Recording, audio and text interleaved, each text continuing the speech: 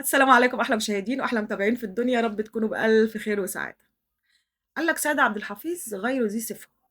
سيد عبد الحفيظ مالوش صفة عندنا وإحنا ما نعرفوش، والراجل ده مين عشان يجي يسمع محادثات الفار وجايب لي حملة معاه وجاي يسمع المحادثات؟ أنت مين يا سيد؟ محدش يعرفك. رايح بناء عن إيه؟ رايح بصفتك إيه؟ ما ينفعش. الناس قالوا ده مالوش صفة عندنا، والناس اللي جاية معاه دول مالهمش صفة عندنا، علشان إحنا ندخلهم لازم اللي يجي يكون معاهم كارنيهات ويكونوا معروفين هم مين. سيد عبد الحفيظ الراجل عضو مجلس إدارة. سيد عبد الحفيظ مكلف من قبل رئيس نادي الأهلي إن هو بيدير شؤون الكورة للفريق الأول. ملوش صفة عند اتحاد الكورة، ما يعرفوش. هي مشكلتهم مع سيد عبد الحفيظ كشخص. ناس برضو طلعوا قالوا لا الراجل معترضين، يقول لك يعني هو سيد عبد الحفيظ هو اللي هيقيل رئيس لجنة التحكيم. واخدين الموضوع شخصنة ومشخصنينه مع كابتن سيد. ليه ما تعرفش؟ حاسين ان هو لا الراجل بيقول لك بيتكلم بعجهية وبيتكلم بغرور وشايف نفسه علينا. طبعا الراجل دوت شايف ان هو ليه حق فبيدافع عن حقه، شايف ان في تعنت فبيتعامل بالقانون. ما قالش ادبه على حد، ما هنش حد، ما قالش لفظ يضر حد ولا غلط في حد. فانتوا ليه واخدين الموضوع شخصنة مع كابتن سيد؟ ولكن بعيدًا عن كابتن سيد واللي حصل، الأهلي قدّم شكوى للجنة الانضباط علشان يشوفوا موضوع العقوبات بتاعة اللعيبة، وكمان تعنُّت اتحاد الكورة في إنه يسمع المحادثات بتاعة الVAR. غير كده في صمت، ما فيش أي حاجة بقى، الناس ساكتة وهدوء تام. من النادي الأهلي بيرتّب أوراقه، بيجهّز، بيشوف هيعمل إيه، الموضوع هيرسى على إيه، بيحضّر ملفين مش ملف واحد، وهاقول لكم عليهم دلوقتي. لكن من ناحية بقى اتحاد الكورة بيعمل لعبة صايعة كده شوية، وبيرتّب لعبة فيها صياعة. إيه هي بقى اللعبة دي؟ يعني همس كده في أذن أحد الأندية: تعالَ يا عم بيراميدز اعمل شكوى إنّك أنت عايز تسمع محادثات الVAR في مباراة المصري، إن أنت اتحسب عليك ضربة جزاء مش حقيقية.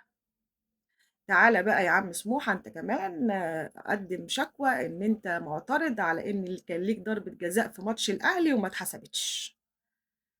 طبعًا الناس بتستشهد بقى باللي حصل مع الأهلي، والناس بتقول لأ أنتم جاملتوا الأهلي على حسابنا علشان أنتم ضيّعتوا منه فوز الماتش اللي فات. وتعالَ بقى الكلام ده حصل. طبعًا الناس قدّمت شكاوي، طبعًا مش من نَفْسهم، الناس مقدّمة شكاوي بناءً عن رغبة من اتحاد الكورة علشان يحصل بقى إيه، رأي عام، عشان تبقى حالة عامة قدّام الناس، علشان يبقى في بلبلة، علشان الناس كلّها تقول لك هو إحنا فاضيين بقى كل شوية واحد جاي يقول لي أنا أسمع المحادثات وأسمع الVAR قال إيه وده قال إيه والكلام دوّة. إحنا مش فاضيين، إحنا عندنا كاس عالم بنجهّز له، وعندنا بطولة بتخلص خلاص بتتفنش، والناس هتهبط وناس هتكسب وناس هتعمل. إحنا مش فاضيين يا جماعة للكلام ده. ويصبح كده إن حق النادي الأهلي يضيع وسط القبائل، وتبقى حالة من ضمن الحالات، ما تبقاش حالة فردية عامة الناس تركّز فيها، لأ يبقى في أكتر من حالة، علشان في الآخر تيجي ترسي على إيه، يالّا، يالّا يا عم أوسكار لا مؤاخذة نضحّي بيه ويشيل الشيلة ومع السلامة يا عم أوسكار، يمشي آخر الموسم ويبقى أنا هنا الجدل هو أوسكار لا مؤاخذة اللي مزعّلكم، يبقى خلاص يمشي أوسكار وخلاص. امشي يا أوسكار، امشي، امشي يا وِحِش. وتبقى انتهت الحكاية على قد إن أوسكار يمشي وإن إحنا نجيب رئيس لجنة حكام تاني، والله أعلم هيكون شكله إيه أو هو مين. في أسماء بتتردد بس ما علينا من الأسماء، خلّينا في الوضع الحالي إن هم يعني الأجواء بتقول إن هم هيضحّوا بأوسكار وخلاص. ولكن المشكلة مش في أوسكار، الإدارة نفسها، الموضوع كُلّه، الحكاية نفسها كُلّها فيها حاجة غلط، فيها حاجة مش مفهومة. ولكن هو ده اللي داير دلوقتي. في إحساس عندي كده بيقول إن الدنيا هادية والناس ساكتة، والمواضيع بتحصل كده حاجات خفيفة كده، ده بيزُق على ده كلمة وده بيزُق على ده كلمة، لكن في النهاية هيحصل تدخُّل من جهات برّه النادي الأهلي وجهات برّه اتحاد الكورة علشان يحصل تهدئة للموقف، تهدئة للموضوع، والأهلي يتراضى بشكلٍ ما، واتحاد الكورة يلِم الموضوع بشكلٍ ما، والموضوع يرسى على إن إحنا خلاص هنخفِّف العقوبات أو ممكن كمان نلغيها، والقرار ييجي من لجنة الانضباط بعيد خالص عن اتحاد الكورة والتحكيم، ويبقى الموضوع جاي برّه عننا، عشان ما يبقاش برضه رجعنا في كلامنا ونبقى حنفي، وفي النهاية الأهلي يتراضى بإن العقوبات تتشال والموضوع يموت والسلام عليكم. ده إحساس الله أعلم، ولكن التهدئة مهما حصلت أو كانت، بس هي في النهاية خلاص يعني خلاص الناس كلّها شافت والموضوع بقى على المَلأ والموضوع اتعرف أيًا كان اللي هيحصل بعد كده، لكن في النهاية الناس عرفت، خصوصًا الجمهور الأهلي عرف إن النادي الأهلي مش بيفرّط في حقوقه ولا بيفرّط في حقوق لعيبته ولا جماهيره ولا بيفرّط في البطولة، لإن الناس اشتغلت قانوني واشتغلت على قد ما تقدر في الحدود القانونية المسموح بيها. وأهو الناس بتحاربها ولكن هم شغالين زي ما هم ما فيش أي تقصير من إدارة النادي الأهلي.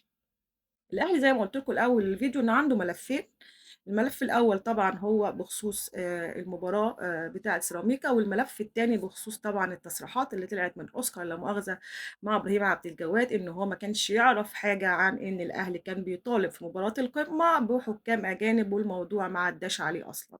طبعًا الأهلي اتغرّم في الموضوع دوّة، ده غير الشكل الوِحِش اللي الناس قعدوا يقولوا الأهلي انسحب، الأهلي انسحب واللغط اللي كان داير، فمن حق الأهلي إن هو يرُد اعتباره وكمان يرُد الغرامة اللي هو دفعها، لإن أنت تلاعبت بيه وكنت ما فيش مصداقية لمّا قُلت له إن لجنة الحكام مش قادرة توفّر حكام، وإن الوقت ضيّق، وفي النهاية يطلع رئيس لجنة الحكام بنفسه ينفي كلامك.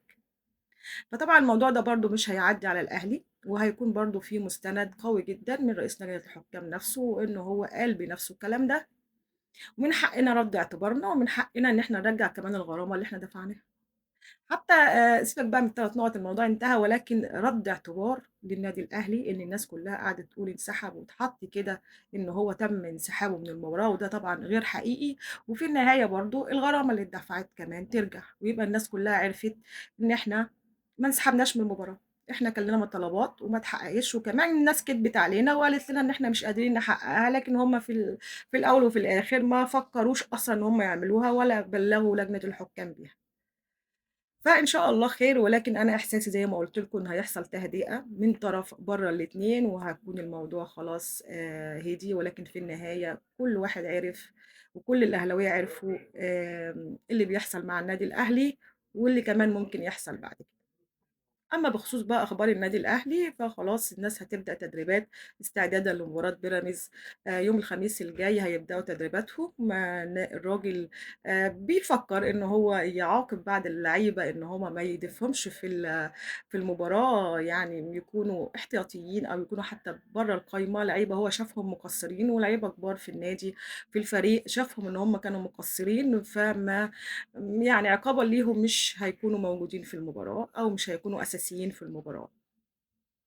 وكمان بيفكّر إن هو يكون محمد طاهر يرجع تاني يلعب راس حربة بعد الجون اللي دخّله في مباراة سموحة، وكان جون الفوز. بس هي مش جديدة على طاهر، لعب قبل كده مهاجم وللأسف كان فاشل، وكان برضه مخلّي الناس بتشتمه بتشتمه شتايم غريبة، فسبحان الله، ولكن هو الراجل ربنا وفّقه في المباراة ديّة وجاب جون الفوز، يمكن يكون بديل كويس، لكن ما ينفعش إن هو يكون أساسي، لإن إحنا بنكرّر تاني الموضوع دوّة، ومش هينفع إن إحنا نكرّر تاني، لإن إحنا جرّبناه قبل كده. طبعًا التدريبات هتكون خفيفة برضه في الأول، وبعد كده الراجل هيبدأ يشتغل معاهم على البدني كويس جدًا، شايف إن هو البدني بتاعهم قليل جدًا، فالراجل هيشتغل على البدني كويس، طبعًا نتمنى التوفيق للعيبة، ونتمنى التوفيق للنادي، ونتمنى إن إحنا ناخد حقنا بكل هدوء من غير ما يحصل أي حاجات مضادة تنعكس بالسلب على النادي الأهلي إن شاء الله. ولو في تهدئة خلاص يعني على الله التساهيل، لإن أنت رُحت أو جيت مش هتوصل لحاجة في النهاية غير إنك تثبت حقك، وفي الآخر العقوبات اللي جات على اللعيبة وعلى النادي تتخفف أو تتشال، بس كده. أشوفكم على خير وتصبحوا على